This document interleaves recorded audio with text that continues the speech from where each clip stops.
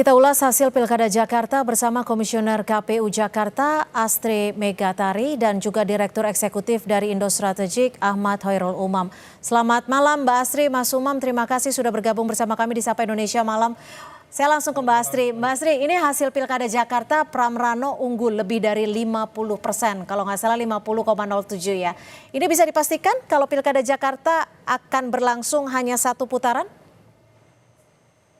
Ya, jadi yang kami lakukan hari ini ada dua prosesnya. Yang pertama adalah rekapitulasi perolehan suara di tingkat provinsi, kemudian penetapan hasil perolehan suara di tingkat provinsi untuk pemilihan gubernur dan wakil gubernur DKI Jakarta. Dan memang rekapitulasi ini merupakan jenjang yang paling akhir dari rekapitulasi manual berjenjang yang kami sudah lakukan dari kecamatan, kabupaten, kota, hingga di akhir di tingkat provinsi. Nah, setelah penetapan hasil perolehan suara ini, maka akan ada waktu selama 3 hari kerja jika nanti ada pihak-pihak yang akan mengajukan gugatan ke Mahkamah Konstitusi. Nah, kita masih melihat nih dalam 3 hari ke depan seperti apa, seperti itu, Mbak. Oke, kalau Mas Umam, tim RK Suswono ini hampir memastikan akan membawa hasil Pilkada Jakarta ke MK. Bagaimana kira-kira peluang gugatan ini masuk ke MK? Ya, langkah untuk masuk ke Mahkamah Konstitusi tentu itu patut diapresiasi. Artinya bahwa kemudian jika ada persepsi yang berbeda, cara pandang yang berbeda, kalkulasi yang berbeda, kemudian menggunakan sengketa hasil pilkada dalam konteks ini. Tetapi kalau misal kita merujuk pada aturan yang ada, let's say dalam konteks Undang-Undang Nomor 7 tahun 2017, tepatnya dalam konteks pasal 286, yaitu tentang aturan pelanggaran yang bersifat TSM, terstruktur, sistematis, masif, di mana pilkada juga menjadi bagian dari rejim pemilu dalam penjelasan tersebut, bahwa memang tidak mudah untuk membuktikan apakah pelanggaran yang terjadi misalnya di Pilkada DKI Jakarta itu bersifat terstruktur, sistematis, dan masif. Kalau kita merujuk by definition dalam konteks terstruktur itu adalah kecurangan yang dilakukan oleh aparat struktural baik di tingkat pusat maupun kemudian di daerah yang kemudian betul-betul dilakukan secara kolektif atau secara bersama-sama. Adapun dalam konteks sistematis, yaitu pelanggaran yang direncanakan secara rapi dan sifatnya betul-betul dilakukan dalam konteks yang tersusun secara sistematis dan masif. Nah, ini yang agak susah, yang agak menantang.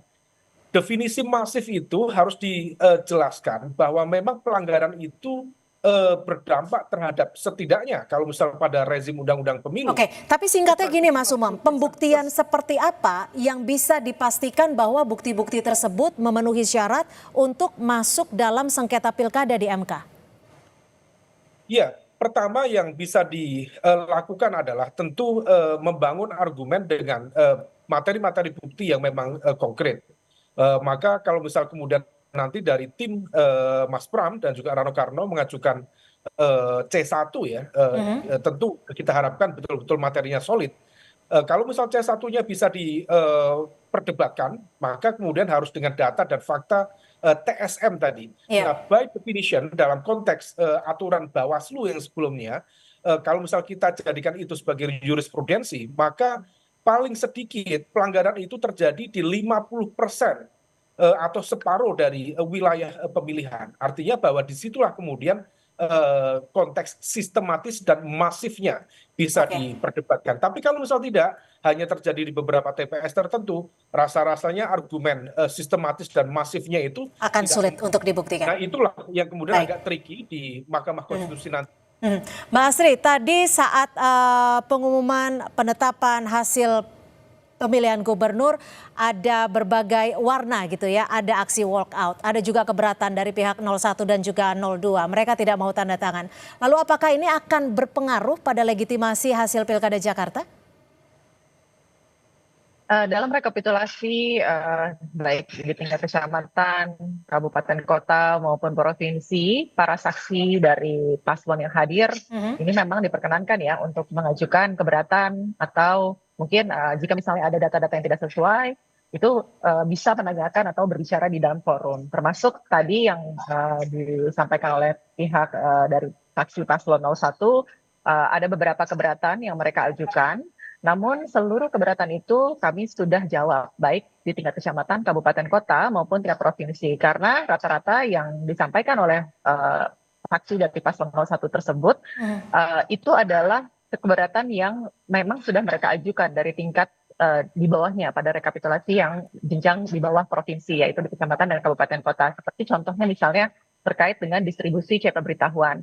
Hal tersebut juga sudah kami jawab dengan menggunakan data-data form C pemberitahuan, jumlah yang terdistribusi dan yang tidak terdistribusi. Dan untuk di seluruh provinsi DKI Jakarta, jumlah C pemberitahuan yang terdistribusi itu 90% lebih. Jadi hanya ada 9,7% dari form C pemberitahuan yang tidak terdistribusi, dan itu pun dengan berbagai alasan, misalnya pemilih yang bersangkutan meninggal dunia, kemudian sudah pindah domisili, lalu juga berubah status, tidak dapat ditemui, dan seterusnya. Jadi seluruhnya dari keberatan-keberatan saksi tersebut sudah kami jawab seperti itu. Mas Umam, lalu bagaimana sih perspektif dari Mas Umam sendiri kalau melihat kematangan demokrasi dari warga Jakarta? Karena kalau kita lihat dari latar belakangnya sendiri, ini kan paslon nomor urut 1 didukung oleh koalisi gemuk. Setidaknya kalau tidak salah 14 partai politik. Sementara paslon 2 jalur independen, paslon 03 hanya PDI Perjuangan seperti itu. Apakah ini artinya warga Jakarta sudah cukup matang dan juga cukup kritis terhadap demokrasi? Ya, bagaimanapun juga masyarakat DKI Jakarta relatif memiliki tingkat literasi politik yang jauh lebih baik dengan tingkat well informed yang lebih memadai dibanding wilayah-wilayah yang lain. Sehingga ketika kemudian terjadi dinamika menjelang pembentukan koalisi, rasa-rasanya mereka cukup well informed, dan plus pada situasi saat ini tidak terjadi eksploitasi politik identitas, sehingga kemudian polarisasi juga tidak terjadi secara signifikan di akar rumput, maka memang basisnya lebih pada konteks memilih cara pandang, pemikiran, visi, misi, platform, meskipun outputnya dari sisi participation rate relatif cukup rendah, praktis hanya 58% dibanding yang sebelumnya 70-80%.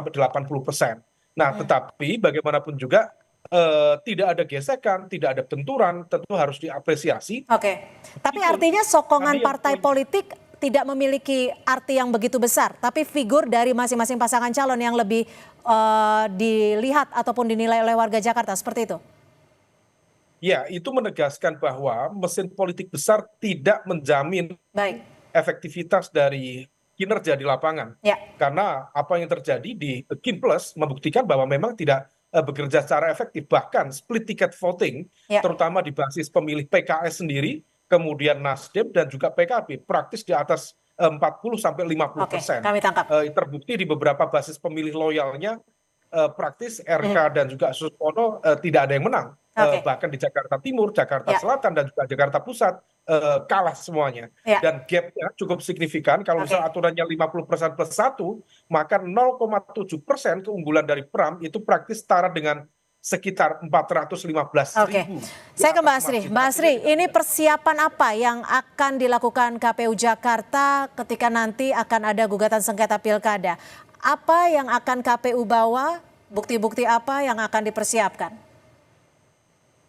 Tentunya kita lihat dulu ya Mbak, apa kemudian materi gugatan yang diajukan kepada KPU DKI Jakarta terkait penyelenggaraan pilkada ini. Nah, untuk kami sendiri, kami sudah menyiapkan dokumen-dokumen yang dibutuhkan, seperti misalnya administrasi, kemudian dokumen-dokumen kelengkapan di TPS, kemudian berita acara, di hasil, dan seterusnya. Ini sudah kami siapkan, semua sudah terdokumentasi dengan baik, sehingga nantinya jika misalnya ada gugatan yang diajukan ke MK, nanti kami sudah siap dengan dokumen-dokumen serta administrasi-administrasi yang dibutuhkan. Artinya masih ada 3 hari waktu untuk melihat dan juga mengetahui gugatan yang akan masuk ke MK. Terima kasih Mbak Asri Megatari, Komisioner dari KPU Jakarta, dan juga Mas Hoirul Umam, Direktur Eksekutif dari Indo Strategik, sudah bergabung di Sapa Indonesia Malam. Terima kasih.